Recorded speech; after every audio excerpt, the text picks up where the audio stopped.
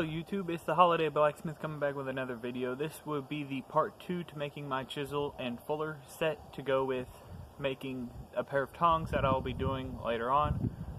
Right now we're doing the heat treating and the tempering. Hopefully I can get that done today. What I'm doing is I'm just going to heat it up. I don't know too much about this. I don't know the science behind this. I don't know the process or what types of oil to use or anything, so don't come to me asking them questions. All I know is you heat it up to where it's non-magnetic, then you dip it in some oil, and then you heat it back up slowly until it gets the nice tan color. So let's jump right into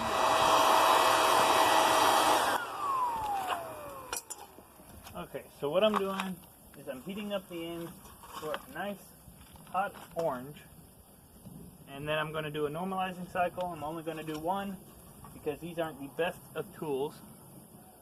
So I'm going to do one normalizing cycle, which is where you let them cool all the way down until they're no longer hot, they're no longer incandescent.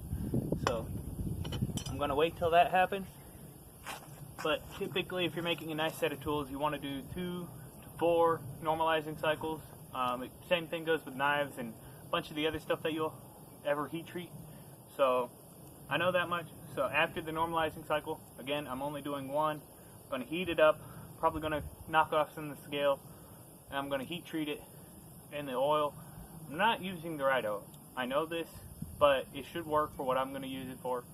I'm using basically bar and chain oil for chainsaws and stuff. What you would really want to use is more specifically for blacksmithing. You'd want to do some research, find some stuff that's specific for blacksmithing, because there are people who know a lot more about this. And also, I am putting these pieces of metal on my anvil.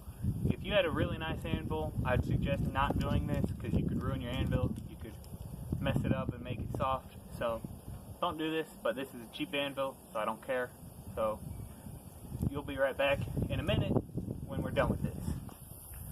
One more thing you should know about tempering and heat treating a piece of metal is before you harden it, what you need to do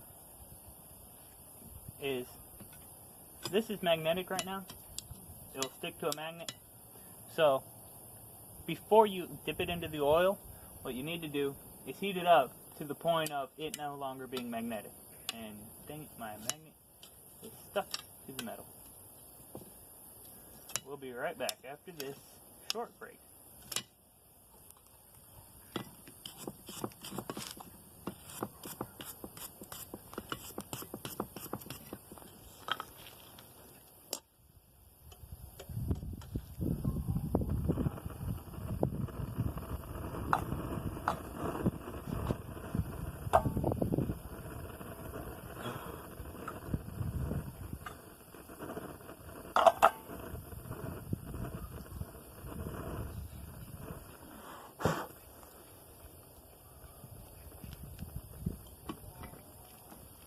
Okay, so what you gotta do is take your piece out really quick,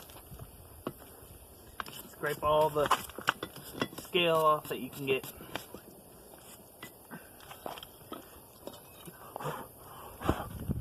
Test it against your magnet. It's non-magnetic, and then you go in for the dip.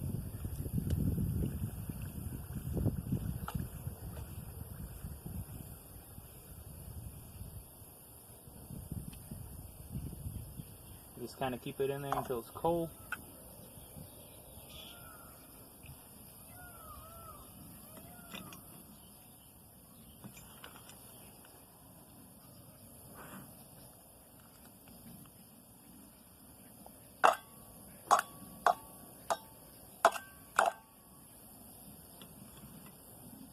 And I'm going to let those cool off. We're not going to temper it tonight because I can't see the colors on it, so we'll be doing that tomorrow.